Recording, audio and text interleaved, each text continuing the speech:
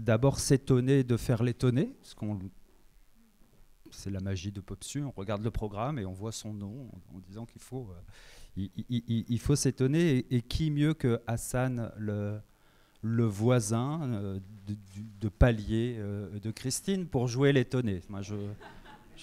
On aurait pu reprojeter cet extrait qui restera d'anthologie. J'y reviendrai un peu plus tard. Jean-Marc Hoffner nous invitait au pas de côté dans son propos introductif, évidemment en tant que néo-nantais, avec l'éloge du pas de côté de Philippe Ramette, je me devais d'essayer de relever le défi. Alors, c'est le premier campus commun aux deux programmes, et donc il y avait quand même la question de est-ce qu'on allait assister au schisme de réalité dont parlait Sabine Barre sur la question des transitions, ou un vrai effet campus d'ailleurs qui est assez peu documenté par la littérature scientifique, cette idée d'une sorte de percolation, infusion, diffusion entre des mondes qui se croisent. Le groupe vit bien. Difficile de distinguer le programme transition du programme territoire. On voit bien qu'on a essayé les couleurs rouges, vertes, les spatialités différentes. Le groupe transition dans la minéralité du sous-sol le premier après-midi, quand territoire fait sa restitution d'atelier au grand air dans la cour. Même au repas d'hier, qui était le seul avec découvert, c'était absolument difficile de distinguer les deux programmes. Donc, le groupe vit bien, et en même temps, un séminaire Popsu, c'est toujours son lot de surprises. Un politologue bordeluche qui devient fournisseur de concepts pour la ministre, avec la concrétude. Un collectionneur de cartes postales qui déploie une stratégie résidentielle tout à fait vicieuse pour s'arrimer au programme territoire. Et puis Hassan, le voisin de Marie-Christine, que je propose d'ériger en figure de confluence de l'interprogramme. Quelques lignes impressionnistes, pas forcément de tension, mais de questionnement que j'ai pu relever. La question de cette confluence entre les deux programmes, est-ce que c'est pour du partage, de la comparaison ou de la capitalisation? On a vu dans le forum ouvert ce matin qu'il y avait pas mal de questions de l'ordre de la méthode Popsu, comment j'embarque en interne, comment je dialogue avec les chercheurs. Est-ce que ça sert de logiciel à des politiques nationales? Il y a cette question qui est sous-jacente, et peut-être que un certain nombre de conférences de méthode entre acteurs permettraient d'ailleurs d'échanger chemin faisant sur ces questions-là. Un autre point, une autre ligne, on a bien identifié le besoin de se mettre en mouvement dans des chemins de transition, mais le degré de pente reste quelque chose qui n'est pas tout à fait abordé, qui est abordé mais pas saisi.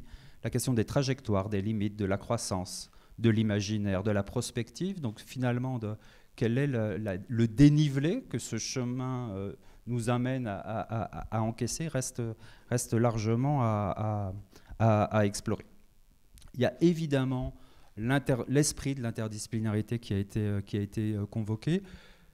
C'est un peu l'équivalent de la transversalité dans nos organisations, de l'interscalarité dans les politiques publiques. Donc un esprit toujours convoqué, et les tables peinent parfois à tourner. On sait bien qu'on a cet enjeu-là dans nos programmes respectifs à essayer de faire atterrir. On a aussi des questions, et je trouve que le forum de ce matin les a notamment reformuler la question de la bifurcation par tous, donc la question d'embarquement, de comment j'embarque les élus, les habitants, etc. Et puis la tension de par tous et pour tous, les invisibles, les marges, la question sociale, qui sont aujourd'hui périphérisés, en tout cas peut-être plus connexes qu'ils n'ont été dans les années précédentes. Et puis beaucoup des échanges de ce matin, notamment, ont posé sur la question à la fois des objets et des concepts des transactions territoriales. L'invitation d'ailleurs de Jean-Marc sur remobiliser le concept de métropolisation dans ce cadre-là, c'est-à-dire lui redonner cette dimension de ventilation double fût, c'est finalement la question de la transaction territoriale, c'est le point commun et le point de connexion entre les deux programmes, et c'est probablement là où les perspectives de capitalisation sont les plus fortes. Voilà en quelques mots un rapport d'étonnement, pas d'étonnant. Merci Jérôme. Romain? Oui, merci. Effectivement, on a discuté un petit peu ensemble en se disant comment est-ce qu'on va dire le bien qu'on a à être ici. Enfin, on a un sentiment là on est heureux, là, j'ai l'impression qu'il y a un truc qui s'est passé. Popsu génère un peu du bonheur. Et sincèrement, c'est pas si fréquent pour ne pas s'autoriser à le dire. Enfin, on a tous l'habitude de faire des congrès, des colloques, etc. Les scientifiques dans la salle savent qu'ils sont en général extrêmement ennuyeux, et ici, quelque chose d'autre se passe. Alors certes, ils sont très forts. On peut quand même dire que les gens de Popsu sont vraiment très forts. Alors 2 exemples. Quand on est sorti de cette gondole sur la Charente, vous avez vu, ils ont fait sortir la pleine lune juste au moment où il fallait que magiquement elle sorte. Nous, quand on était faire une promenade en vélo, il a plu jusqu'au moment où le gars est arrivé avec ses vélos, et quand on a enfourché les vélos, soleil. Ils commandent aux éléments, y compris aux éléments de nos interactions humaines. Ça va jusqu'à la salade de fruits sur le petit déjeuner. Enfin, ils sont très forts. Est-ce qu'on peut se permettre de les applaudir?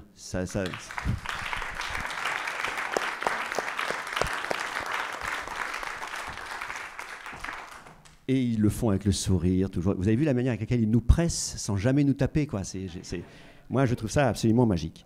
Donc, je l'avais déjà dit, je crois, l'année dernière, mais continuons. Voilà, il faut vraiment continuer ça parce que c'est précieux pour nous. Alors, ça, c'est le premier truc. Deuxième truc, j'en ai 5, étonnement. Le deuxième étonnement, c'est qu'il y a une question. On nous a posé une question, je crois qu'elle a été formulée par l'équipe, mais un peu inspirée quand même par notre cher président à tous. Jean-Marc dit, l'urgence à agir, ou fait dire, ou fait porter la question suivante, l'urgence à agir rend-elle l'activité réflexive inconvenante? Il me semble que l'on peut répondre non. Oui, un chercheur qui répond comme ça, c'est un peu c'est la rentrée quand même, donc laissez-nous quand même le temps de nous mettre dans nos habits de chercheurs. Au mois d'août, en général, on répond oui, non, et après, ça devient plus complexe.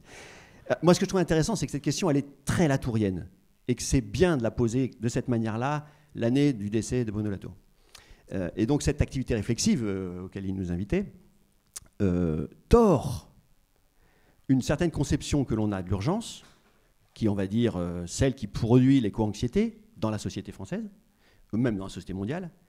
Et il me semble qu'on n'a pas du tout parlé de cette urgence-là. Et ça, pour moi, c'est un vrai étonnement, parce que j'étais persuadé qu'on allait encore à nouveau faire 3 jours sur vite, vite, vite, changeons le changement du climat. Et en fait, ce n'est pas exactement ça dont on a parlé. Et on a balayé de manière un petit peu, diplomatiquement discrète. De quelles urgences parlons-nous?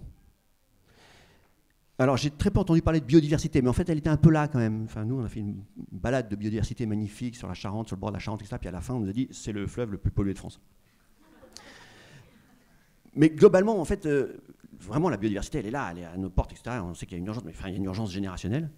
Le climat, mais on ne va pas changer le climat en 4 coups de cuillère à peau. Donc, on sait effectivement qu'il y a toute une série d'urgences environnementales. Sabine Barle nous a bien montré hier, avant-hier, je ne sais plus depuis combien de semaines on est là.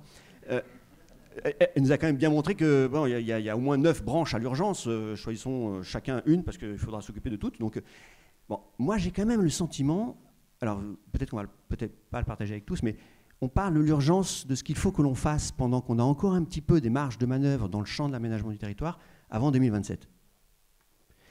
J'ai le sentiment que quelque chose est en train de se jouer qui relève de la tectonique des plaques, qui est potentiellement bien plus puissante que toute forme d'appel à une 3e vague de décentralisation ou à une 18e vague de réforme territoriale.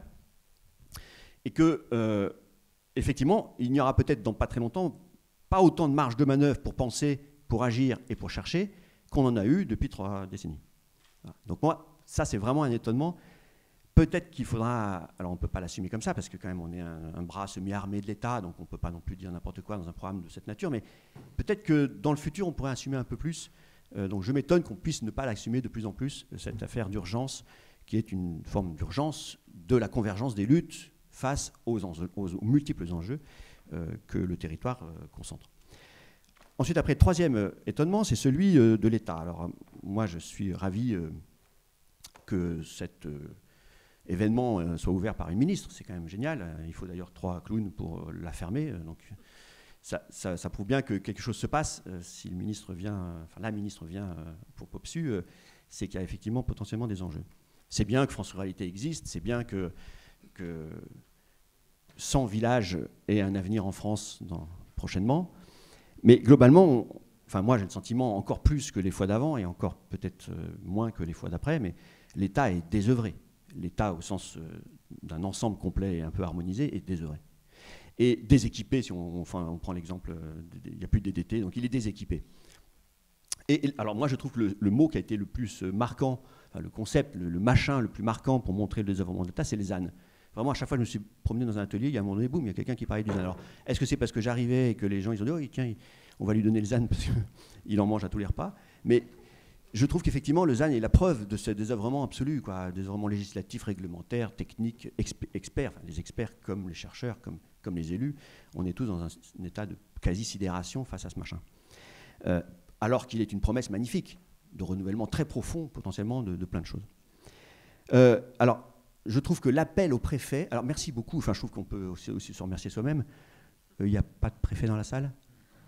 Je peux y aller? L'appel au préfet comme l'avenir de l'aménagement du territoire, personne n'a pouffé, quoi.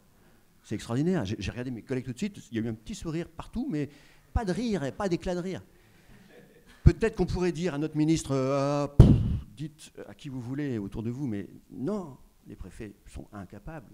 C'est fini. Le temps de cet espoir-là est largement derrière nous.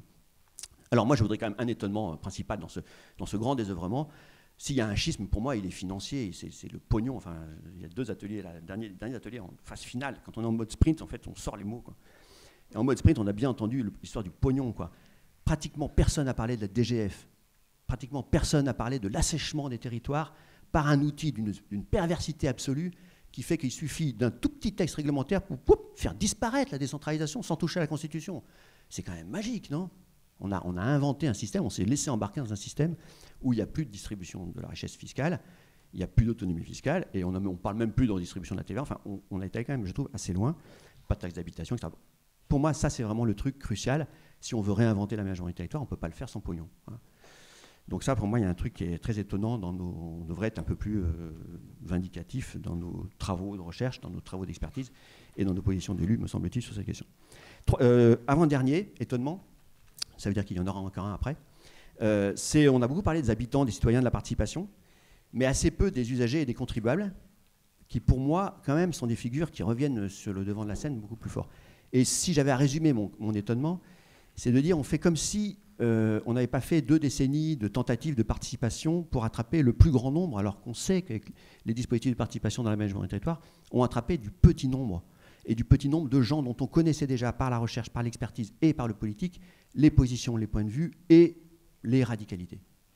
Et moi, je trouve qu'il faut absolument attraper l'opinion publique. Nos programmes de recherche et le programme Popsu Territoire, de mon point de vue, devraient effectivement beaucoup plus s'occuper des opinions publiques, de comprendre ce qui est en train de se passer dans les opinions publiques, cette forme d'archaïsme qui est en train de revenir dans l'opinion publique et qui justifiera toute une série de décisions politiques et de lois et surtout de non-lois, potentiellement. Voilà. Donc moi j'aime bien l'histoire du tiers, le tiers acteur, l'État tiers de confiance. J'ai entendu ça dans un atelier que je trouve très intéressant. Mais moi je trouve qu'il nous manquerait dans ces plateformes Popsu, dans ces temps de discussion, des temps où les tiers diffuseurs puissent venir là. Tous ces corps intermédiaires qui sont autour de nous, qu'on ne connaît pas toujours très très bien. Alors moi je sais que je travaille par exemple avec un truc qui est très intéressant, qui est le Parlement rural français, qui est en train de créer un institut des hautes études des mondes ruraux, où quand ils appuient sur un bouton comme ça, ils envoient un message à 1,7 million de personnes, des gens que je ne connais absolument pas, mais tous les réseaux des familiaux, les familles rurales, les bistrots de pays, toutes ces choses-là, des gens qui sont très organisés, mais qui sont loin de nous. Et moi, je trouve intéressant que Popsu aille chercher ces corps intermédiaires, au moins quelques représentants de ces gens-là, pour nous amener à faire de la connexion avec de l'opinion publique. Et le dernier point, c'est qu'effectivement, les référentiels de l'aménagement du territoire se sont un peu essoufflés, affadis, comme dit Jean-Marc. Le terme de métropolisation, moi je trouve que le terme d'interterritorialité, alors même si Acadie continue à le vendre et le pousser jusqu'au bout, et ils ont raison, enfin, il faut aller jusqu'au bout de ces histoires-là, mais ils commencent à plus parler autant qu'ils ont parlé jusqu'à maintenant. Je trouve qu'on a encore reparlé des bassins, quoi. Moi, je pensais qu'on avait rangé les bassins sous les lits d'hôpitaux et qu'on s'en occupait plus depuis. Mais non, ça revient parce qu'on est en manque de référentiel de mon point de vue. Et je trouve que les plateformes Pop Territoire devraient s'efforcer. Alors peut-être l'atelier imaginaire a fait des trucs marrants, et peut-être pousser plus dans ce sens-là, pour qu'on ait un peu plus de prise de risque conceptuelle sur la montée en généralité. Et de ce point de vue, je trouve qu'effectivement, il y a un moment donné, il faudra arrêter de faire des études de cas. Parce que quand on fait des collections d'études de cas, on ne fait pas de la création conceptuelle. Peut-être pas théorique pour l'instant, mais au moins de la création conceptuelle. Et je trouve qu'il faudrait créer des néologismes. Moi, je suis fan des néologismes, parce qu'on peut peut-être passer comme ça, on commencer comme ça. Parce que tant qu'on n'a pas de nouveaux concepts, on est un petit peu démunis pour penser le nouveau monde. Voilà, donc étonnement de ne pas avoir entendu parler de ce triptyque magique, que je trouve moi magique, pour penser le monde qui arrive, qui est un monde infra-politique publique, potentiellement infra-politique, qui est le triptyque entre habitabilité, vivabilité et désirabilité. Et effectivement, il y a une panne du désir d'habiter, il y a une panne du désir de trouver de la vie vivante et vivre avec elle, et non humaine y compris. Et puis il y a un truc avec la question d'habiter que le post-Covid nous ouvre en grand les portes et qu'il ne faut pas lâcher, me semble-t-il. Voilà, donc je voudrais juste terminer en vous disant que moi je trouve passionnant ce qui est en train de se passer. Personne n'a parlé des bottes en caoutchouc. Enfin, les métropolitains ne nous ont pas reproché d'en avoir. Et réciproquement, nous, on ne leur a pas reproché d'être trop pâles. Et ça, c'est une vraie grande réussite qu'on n'a pas vue. Moi, je n'ai pas vu la différence entre les verts et les rouges. Et vous avez bien fait de ne pas aller jusqu'au bout du jeu du tir à la corde, parce qu'on aurait fait ex aequo.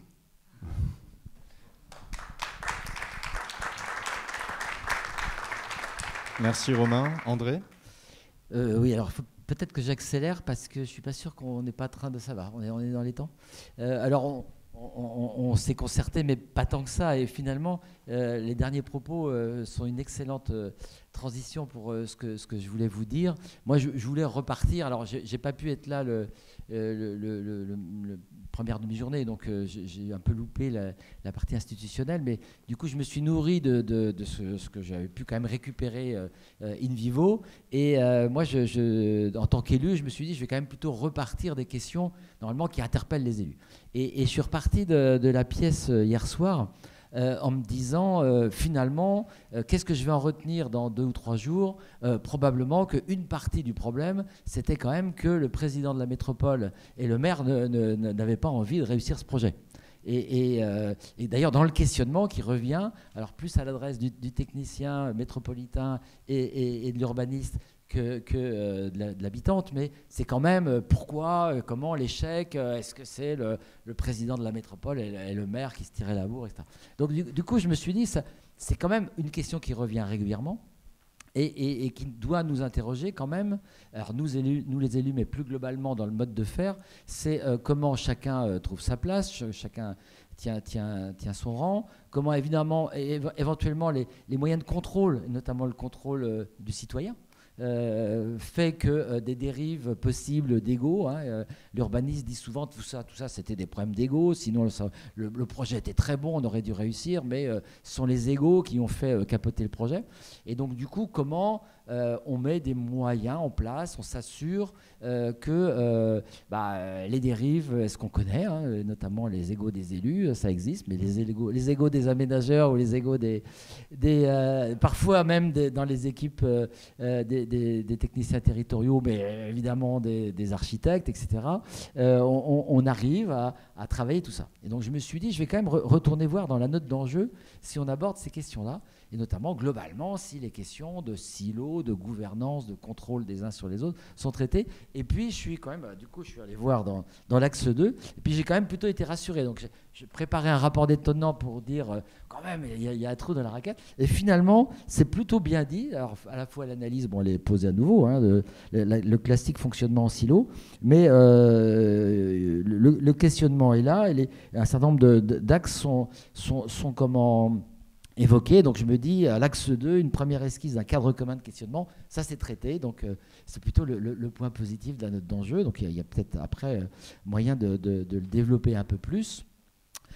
Par contre, moi, ça m'a quand même renvoyé à ce qu'on se disait hier soir, cher Jean-Marc, c'est quand même peu d'élus globalement dans ces campus, et peut-être encore plus, je crois que combien on est d'élus là ce matin? On est 2. 3, pardon.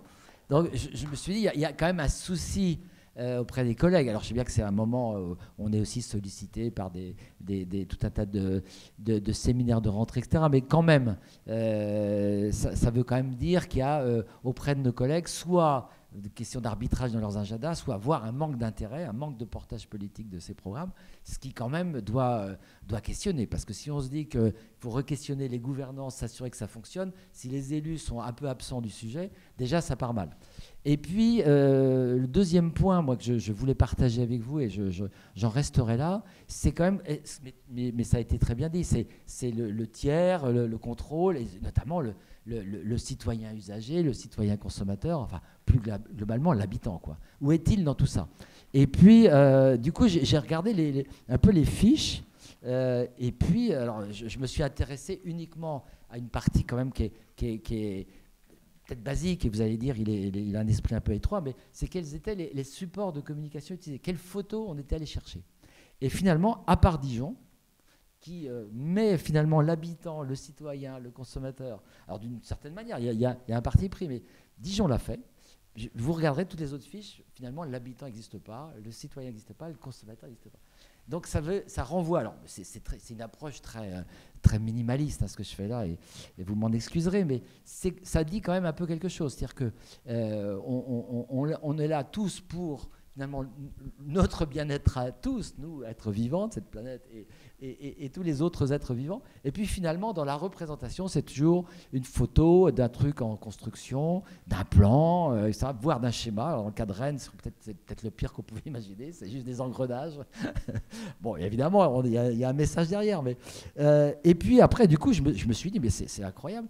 Et finalement, j'ai quand même été rassuré, parce que le programme, la note d'enjeu, le programme PubSui commence bien, avec même, on peut imaginer qu'il y a des jeunes, avec une photo où il y a des gens, alors qu'ils sont peut-être des techniciens, mais en tous les cas, il y a des gens, et à la fin, on reprend la même photo, et on peut se dire que dans un schéma très simpliste, finalement, on est parti vraiment des besoins identifiés pour les gens, et on reboucle à la fin avec des gens. Donc c'est pas si mal, hein, finalement. Le rapport d'étonnement, il est plutôt positif de ce point de vue-là.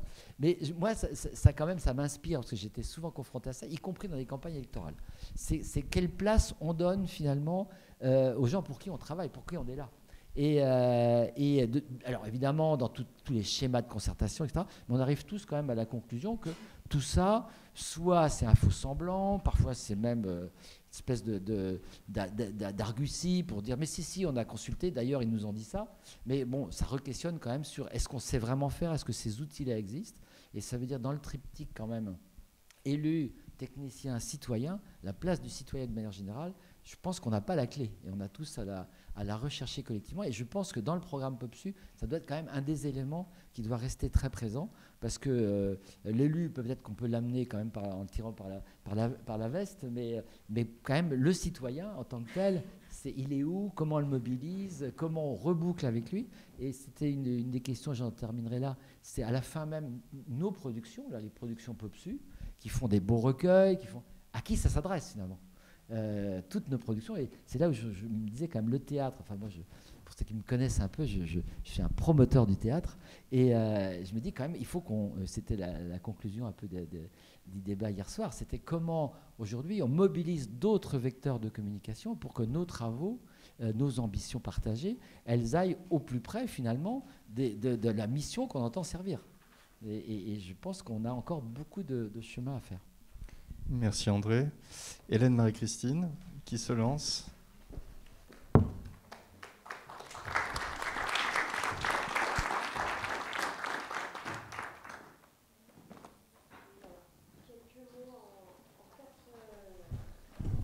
Merci. Quelques mots en 4 points. Donc voilà, une espèce de point de vue de la responsable scientifique de PubSui Territoire. Premier point, un programme et une trajectoire de programme indissociable d'un contexte singulier, d'une très forte mise à l'agenda politique des ruralités et des petites villes. Et une mise à l'agenda politique qui n'est pas sans impact sur la mise à l'agenda scientifique et sur le cadrage des enjeux autour des petites villes et des ruralités. Cette mise à l'agenda politique très forte, avec une ministre présente 1 heure avec nous, une ministre qui annonce les lauréats de la nouvelle vague de Popsu Territoire, c'est rare. Ça peut être une opportunité pour remettre à l'agenda scientifique un certain nombre de questions et les reformuler. Il y a des attentes, il y a de l'enthousiasme, il y a des commandes. Donc tout ça a des aspects positifs. Voilà, Popsu Territoire est un petit programme expérimental qui a grandi vite et qui nous invite aussi à une forme de vigilance. Comment rester réflexif, plus que jamais réflexif, pour aussi se mettre à distance d'un cadrage des enjeux. Et tout cadrage des enjeux laisse aussi dans l'ombre d'autres cadrages. Les chercheurs n'ont pas 50 solutions pour se sortir des cadrages d'ici et maintenant, le recul historique et la comparaison. Deuxième point, on a tourné, et là je pense que quel que soit le programme, Popsu Transition ou Popsu Territoire, sur les enjeux des systèmes territoriaux. Alors on a une sémantique un peu variée, de la réciprocité, de l'interterritorialité, de la transaction. C'est une vieille question d'action publique et de régulation de l'action publique. Dans les sémantiques émergentes de ces 2 journées, la question est formulée ou reformulée autour des justes compensations négociées. On a entendu entre aménité rurale et entre aménité urbaine. Ça ouvre, ça bouscule des champs, des secteurs de politique publique et des répartitions de compétences territoriales. On a en creux quelque chose qui est en train aussi de se formuler ou de se reformuler autour de la transition ou de la bifurcation des systèmes agro-industriels à cheval entre les trajectoires de développement, la gestion des ressources, la solidarité, les enjeux sociaux. On avait, c'est mon 3e point, pour réguler ces transactions de ces territoires en déséquilibre et de ces territoires en mouvement, 3 stabilisateurs historiques dont on a aussi beaucoup parlé au cours des 2 journées. On avait l'État aménageur et son maillage territorial et ses directions départementales de l'équipement. On avait des élus qui cumulaient des mandats et qui permettaient des mouvements et de l'accès à des ressources entre des projets de territoire, des politiques nationales. Et on avait, du point de vue des acteurs privés, des entrepreneurs locaux qui fonctionnaient de façon dominante dans un modèle de capitalisme familial paternaliste. 3 pieds intégrateurs, structurants, historiques, autour desquels tous on s'interroge, on tourne autour. Alors, la question de l'État, la question de c'est peut-être région interco, les élus qui cumulent plus pareil qu'avant, qui cumulent moins, est-ce que ce n'est pas des associations d'élus qui jouent ces rôles d'intégration? Et puis, du point de vue des acteurs privés, c'est l'entrepreneur un peu dépassé par la figure de l'investisseur, plus ou moins déterritorialisé, mais des entrepreneurs qui sont encore là et sur lesquels on pourrait aussi s'appuyer pour reconfigurer des systèmes productifs locaux. Dernier point, un peu, ça permet de rebondir aussi sur des choses dites avant en le disant autrement. La question des moyens financiers, des budgets. Alors je voulais en dire 2 mots à travers une critique des mécanismes généralisés d'allocation compétitive des ressources et des mécanismes d'appel à projets.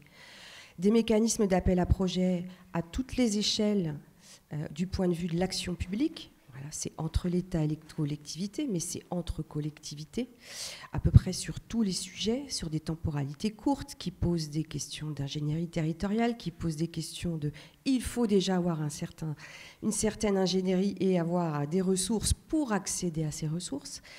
Mais c'est aussi un mécanisme généralisé d'appel à projet pour la recherche elle-même, dans ce contexte de mise à l'agenda politique intense. Donc, un souhait peut-être, dans la mesure où ces questions de coopération et de transaction sont aiguës, est-ce que finalement, cette généralisation des mécanismes d'allocation compétitive des ressources sont pas des outils plutôt désincitateurs à la coopération? Donc, peut-être, ça ne veut pas dire qu'il faut supprimer entièrement tous les mécanismes d'appel à projet, mais est-ce qu'on ne pourrait pas trouver des nouveaux gradients? Ça a été dit avec les dotations, voilà, entre des ressources pérennes sur des temporalités un peu longues et des ressources plus fléchées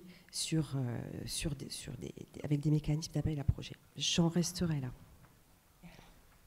Merci Hélène. Marie-Christine. Donc moi, comme Hélène, et à la différence des trois rapports évidemment d'étonnement, je reviens plutôt sur le programme, sur ce que je retire moi de ce premier campus par rapport au programme. Rappelle que du point de vue donc, du programme POPSUI Transition, il y avait au fond 4 objectifs pour nous. Il y avait faire connaissance et en particulier intégrer les nouvelles plateformes. Il y avait engagé la discussion sur le fond. Il y avait explorer les nouvelles perspectives méthodologiques pour organiser le programme. Et puis, il y avait permettre les interactions entre les deux programmes. Sur le premier objectif, ce que je retiens, moi, c'est qu'on est, nous, au début d'un nouveau programme et à un moment où toutes les plateformes ne sont pas prêtes à engager les travaux. Donc il y a un vrai enjeu pour nous qui est vraiment d'accompagner chacune jusqu'à la stabilisation, validation de son projet et en particulier de veiller à ce que les plateformes qui rejoignent le programme puissent vraiment se mettre à niveau d'information, c'est-à-dire au fond, maîtrise l'écosystème de ce programme. Ça, c'est un enjeu important pour l'équipe. Sur le deuxième objectif, engager la discussion sur le fond, elle s'est engagée, la discussion, d'abord sur le cadre problématique du programme, avec une question quasiment ontologique. Est-ce que vraiment il faut garder l'expression transition, parce que si l'on suit Sabine et ses propos, transition, il n'y a pas, et si on est un peu plus optimiste, on pourrait dire pas encore. Bon. En tout cas, est-ce qu'il faut le garder parce qu'on est optimiste, on pense qu'il y aura, ou simplement par commodité, mais en sachant lucidement pourquoi, dans ce cas-là, on l'adopte. Et on pourrait dire que ce à quoi nous travaillons plus probablement, c'est bien les modalités d'adaptation. Donc voilà, là, il y a peut-être quelque chose à retravailler. Et dire que ce qui m'est apparu aussi, c'est que les mots sont importants. Je le dis là pour transition, adaptation, mais on aura d'autres dimensions à retravailler, en particulier s'agissant de la manière dont la question de la place des habitants, des gens, est posée. Alors on a vu toute une série de termes, et on flotte un peu, acceptabilité, appropriation, consentement, adhésion, donc on a un travail à faire là, mais néanmoins ce sont autant de termes qui procèdent d'une logique un peu top-down, plus ou moins négociée. Quand on est sur l'acceptabilité, c'est pas du tout négocié. Quand on est sur le consentement, on est sur une modalité plus négociée. Donc la question ne peut pas être seulement celle de la manière dont on embarque la société, même si cette question est importante et que la question sous-jacente des conditions à remplir pour embarquer la société doit être effectivement interrogée. Elle renvoie à la capacité à produire un récit, la question de l'imaginaire dont on a parlé, mais aussi, dont on a moins parlé, à assurer la justice sociale. Mais en tout cas, il y a une autre manière d'aborder la question, c'est comment la société se met en mouvement. Qui se met en mouvement, avec éventuellement quels effets d'entraînement. Autre question, alors Jean-Marc l'a réintroduit tout à l'heure, mais avant-hier matin, non, hier matin, je ne sais plus, problème de temporalité, la question de la métropolisation avait été réintroduite par Daniel, et donc il faudra effectivement réintroduire la question de la métropolisation et de la manière dont elle est bousculée, transformée par la crise environnementale, avec quels effets sur les configurations spatiales et sociales, pour au fond observer comment, dans ce contexte, les trajectoires des grandes villes, alors on peut à nouveau parler de villes, on peut s'en réjouir, donc à la manière dont les grandes villes et les systèmes territoriaux dans lesquels elles sont inscrites s'infléchissent, bifurquent pour s'adapter et rejoindre et répondre aux défis environnementaux. Formulé comme ça, c'est un peu différent de la manière dont c'est formulé dans la note. Donc, indéniablement, nous avons à retravailler la note. Je pense qu'il faut aussi, dans la note, qu'on réintroduise la question de la temporalité face à l'urgence. Je crois qu'il en a beaucoup été question tout à l'heure. Il y a multiples manières, donc urgence à agir, donc temporalité à agir, mais modifier aussi nos pratiques professionnelles, que ce soit les pratiques des chercheurs ou les pratiques des acteurs. Et évidemment, quand on est sur la question de la temporalité, on a aussi à retravailler la question des temporalités dans le programme. Sur le cadre méthodologique du programme, un certain nombre d'observations. Indéniablement, il faut que le programme réponde mieux à une très forte demande d'échange qui s'est exprimée. Et cet échange, il porte à la fois sur la recherche, le contenu des travaux, sur les méthodologies, mais aussi, on l'a bien entendu, sur les pratiques. Donc il faut probablement organiser mieux les échanges en les diversifiant, les modalités d'échange, les échelles d'échange, mais avec, en tout cas, quand les échanges portent sur le contenu du programme, le souci de mettre à disposition de l'ensemble de la communauté les résultats.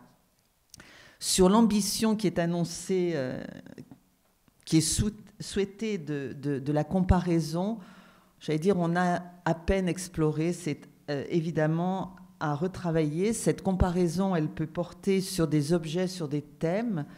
Alors, il y en a une qui est structurée pour le moment dans le programme, qui porte sur les villes fluviales. On a échangé sur d'autres pistes possibles qui permettraient la comparaison. Mais on a vu aussi que la comparaison, elle peut porter sur les principes fondateurs du programme, et en particulier sur cette ambition d'une horizontalisation des rapports chercheurs-acteurs.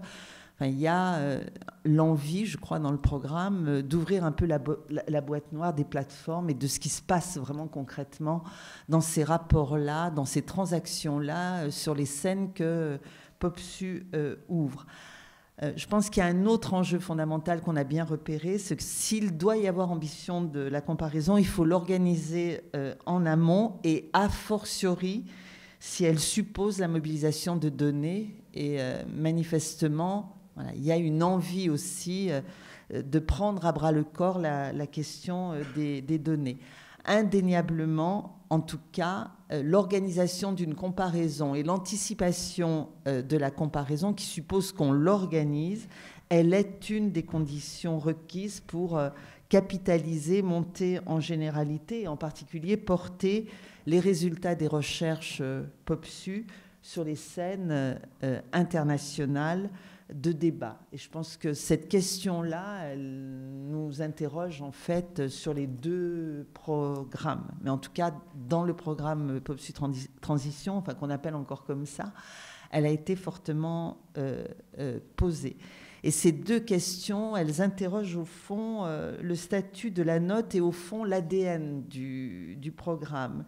Est-ce que cette note, c'est une simple note de cadrage qui définit un cadre problématique commun et qui invite les plateformes à s'en saisir, donc dans une espèce de logique libérale qui privilégie l'initiative et l'autonomie des plateformes, avec la demande qui a été faite de réinscrire ces projets dans la note, c'est-à-dire que la note fasse le travail de réinscription des projets des plateformes dans la note. Ou est-ce que, alors c'est pas ou, c'est peut-être et, la note formule un certain nombre de demandes adressées aux plateformes, c'est-à-dire des questions incontournables. Vous devez vous en saisir, voire des données à fournir. Vous devez travailler à fournir ces données. Et pourquoi ? Parce que c'est probablement les conditions qui permettent à minima d'organiser un cadre comparatif engageant alors toutes les plateformes ou certaines d'entre elles. Là, il y a probablement à renégocier aussi une règle du jeu. On était sur une approche au fond très libérale. Est-ce que pour les besoins de répondre à l'ambition de la comparaison, il ne faut pas que la note adresse effectivement de manière resserrée un certain nombre de questions et la fourniture de données dont on pourrait dire qu'elles sont incontournables parce qu'elles vont permettre la comparaison. Tranche pas, je réponds pas, je dis simplement que ça a été l'objet de beaucoup de débats et de discussions entre nous. Et le dernier objectif qui concernait les interactions entre les deux programmes, du point de vue scientifique, de mon point de vue, c'est trop tôt pour en parler, parce qu'on a aussi fonctionné en sessions séparées, sauf ce matin. Alors, indéniablement, les interactions informelles ont fonctionné. Indéniablement, on n'a repéré ni les verts ni les rouges.